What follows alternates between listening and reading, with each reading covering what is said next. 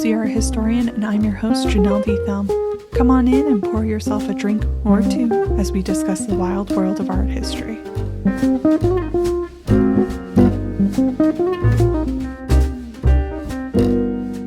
Hello, I'm your host, Janelle, and today I'm talking about the art and history of HBO's The Gilded Age. To be perfectly honest, I'm not a big fan of the show, so I found myself actually ignoring the dialogue and just focusing on the visuals of the show. I probably could have watched the whole show on mute since I'm baffled as to what happened with our main characters. That being said, this isn't me trying to throw shade at the Gilded Age, but rather this is pretty on brand for me to do with any period-based movie or show. Those of you who have listened to other episodes know this very well. Also, please stop listening now if you want to avoid any spoilers. Now, just to touch on the webpage associated with this episode, I want to make sure you all know that you can view all of the images and resources I discuss in this episode on my website, www.boozyarthistorian.com. On my website, you'll find all kinds of goodies, specifically web pages dedicated to each podcast episode I produce. Just click on the link to the episode you want to view on the website's homepage, and you'll find the episode's audio, a transcript of the audio, and accompanying resources and images. Right, now that I've done all the housekeeping, let's get into the good stuff.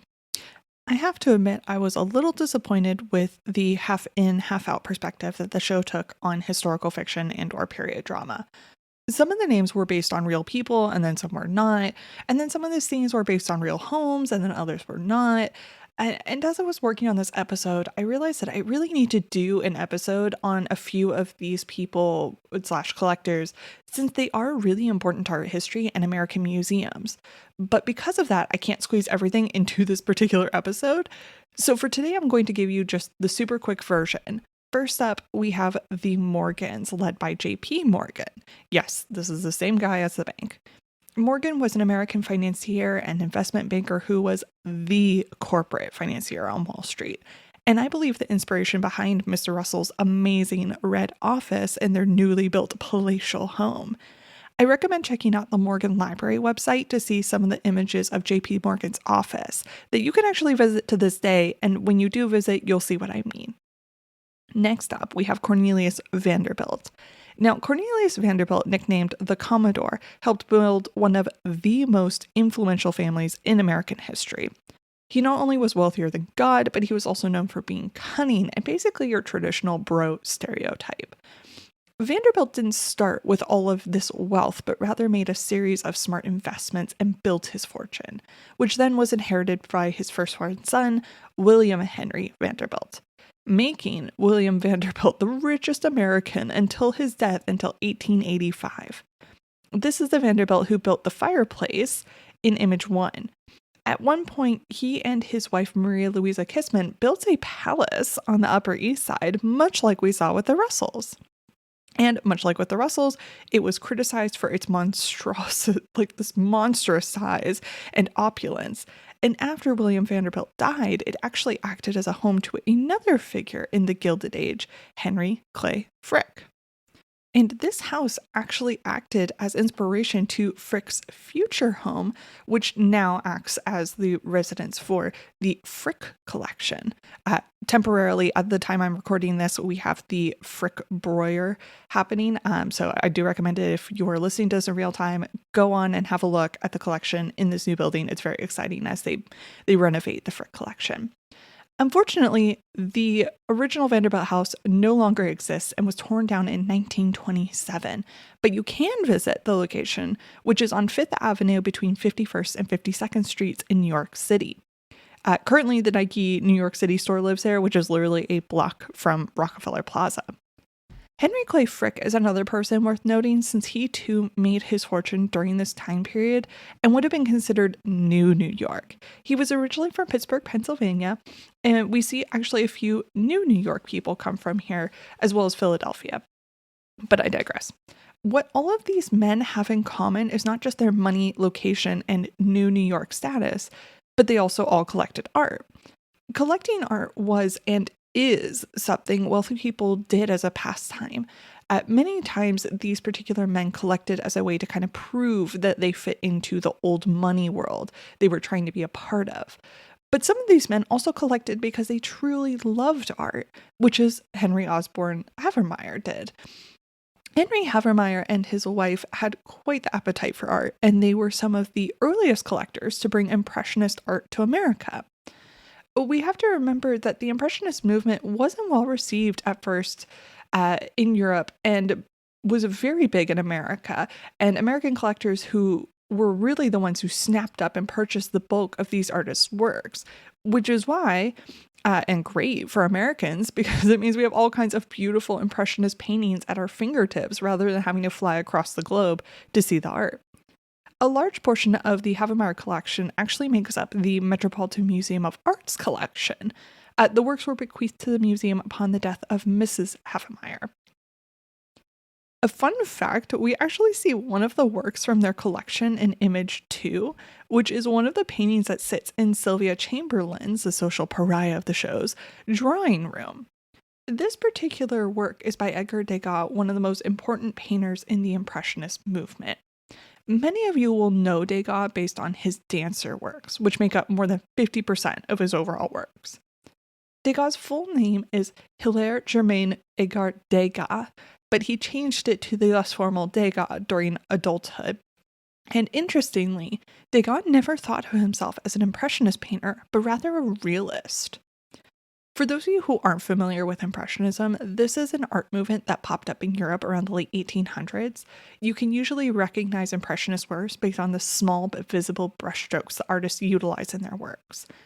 The subject matter of these works also tend to be scenes of everyday life and include a sense of movement in them. Some of the most notable Impressionist artists are Claude Monet, Pierre-Auguste Renoir, J.M.W. Turner, Edouard Manet, Camille Pissarro, and Mary Cassatt. As you can see in Image 3, there was another significant Impressionist work, Woman with a Parasol by Claude Monet. And next to that work was a statue of Edgar Degas of a dancer, which you can see in Image 4. And then when you turned around, you could see another Degas painting behind Marion's shoulder of more dancers, which you can see in Image 5. That being said, I want to quickly backtrack to one of the most well-known Impressionist painters, Claude Monet. Many of us know Monet from his water lily garden scenes, which are based on his actual home in Giverny. You can visit the home to this day, and it still has some of the most beautiful gardens that you can walk around, as well as tour his home and studio.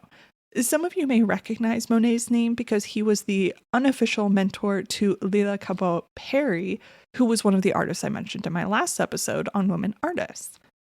Of course, when talking about all of the art in Sylvia Chamberlain's gallery, I can't forget to mention the Corot that Sylvia mentions to Marion in her gallery, which is of the Forest of Fontainebleau, which we can see in Image 6.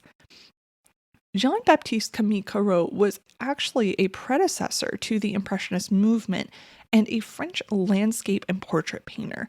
His works created this sort of bridge between the neoclassical and Impressionist movements. It was during his time at the Barbizon that he painted quite a few works containing scenes from the Forest of Fontainebleau.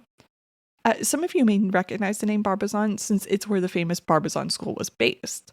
Now, when I say school, I don't mean a formal school for training like the Royal Academy of Art, but rather a commune where artists could come together in a region and trade ideas. And the Barbizon School was all about the idea of bringing realism into art. I am really curious to see what other art goodies they put in Sylvia Chamberlain's home next season, since it was packed with lots of art this time around. Moving away from the most obvious art scenes, I want to talk about a few other pieces I saw in the background as the show progressed, and I think are important of note. Well, this piece isn't super important, but rather just kind of a fun piece to have in the background, which is The Skater by Gilbert Stuart, which we see in Mr. Rake's office, which you can view in Image 7.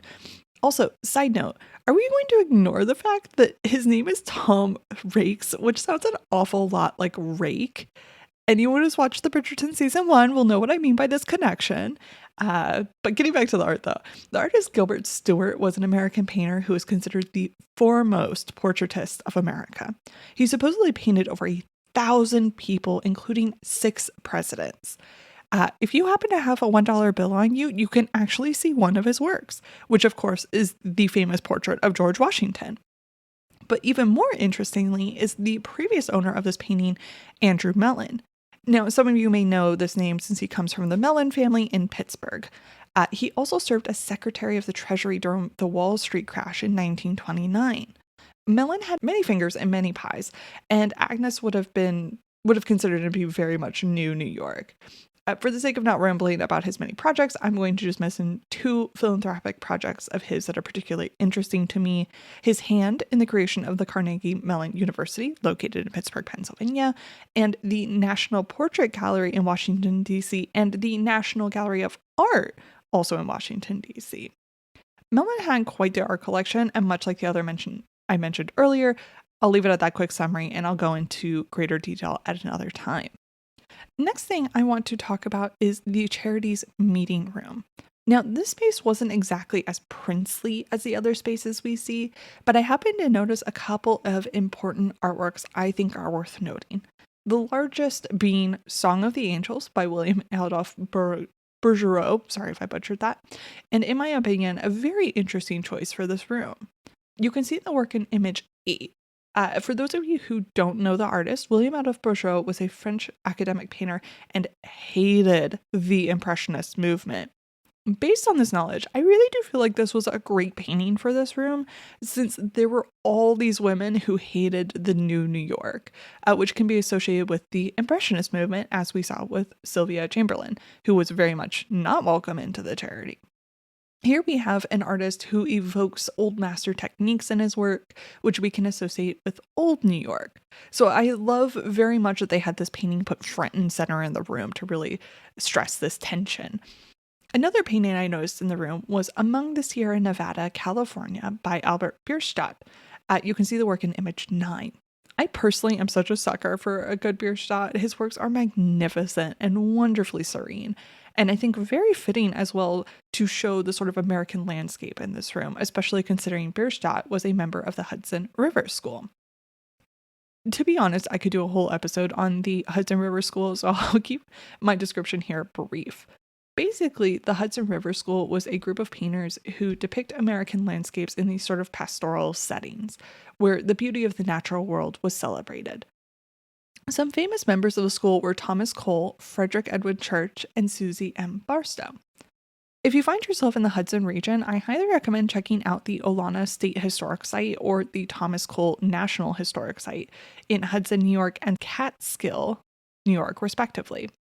The third painting I thought was interesting choice in the room was the Lackawanna Valley by George E. Ness, which you can see in image 10. Here we see this beautiful landscape, kind of like the Bierstadt I just discussed, but with a train running through the center of it, which to me feels like a very deliberate nod to the fact that Mrs. Russell manages to join the charity, much to the old New York members' dismay. Because we have to remember the Russells made their wealth in the railroad industry. So here we have a train disrupting the natural world around it, which can be interpreted as old New York.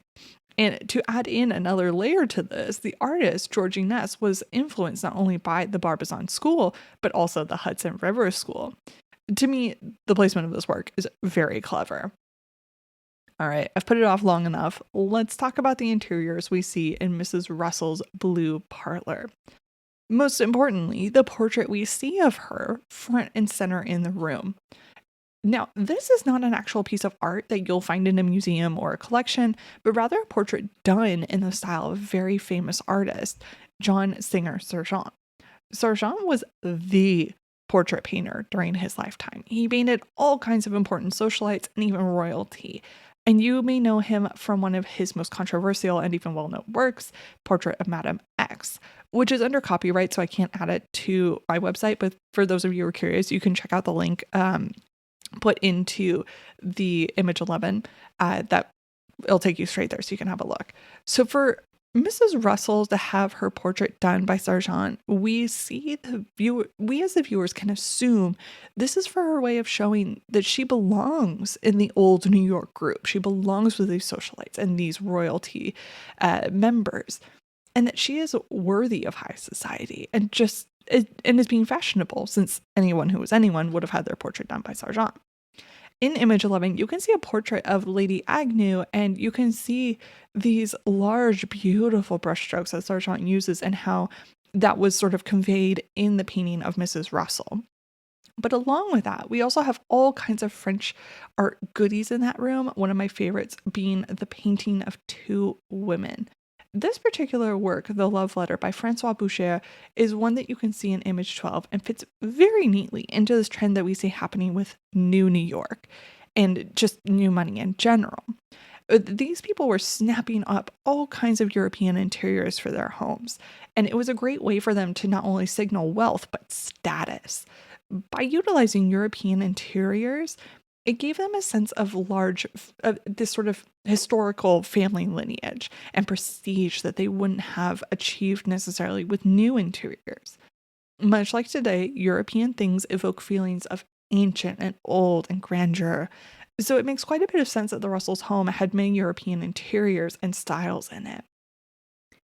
And with that, I have come to the end of my thoughts for season 1. I know it's a little bit of a shorter episode, but here we are. I really wish the show would have done more with the characters to highlight these really fascinating historical figures, but unfortunately they didn't. I hope you all found this episode incredibly helpful and you feel properly prepared for season 2 whenever it's released, or even to add an extra layer of excitement as you rewatch season 1. As always, should you have any questions, comments, or thoughts, you can DM me on Instagram at BoozieArtHistorian. For those of you wanting to be a bit more booze with your art history, you can check out my TikTok channel where I pair drinks to artists and artworks every week. You can find me at BoozieArtHistorian. Of course, if you want less booze, you can find fun art history facts on my more sober account, The Curious Art Historian, which can be found on Instagram. If you liked this episode or any of my work, please consider donating so I can keep all of my episodes ad-free. You can find me on Buy Me a Coffee under Boozy Art Historian. You can also keep up to date on all of my upcoming episodes and other news by subscribing to my monthly newsletter. No spam, just one email at the beginning of each month highlighting upcoming episodes and news. You can subscribe through the link in my Instagram profile or through my website, www.booziearthistorian.com. Thanks for listening in, and see you next time on the Boozy Art Historian.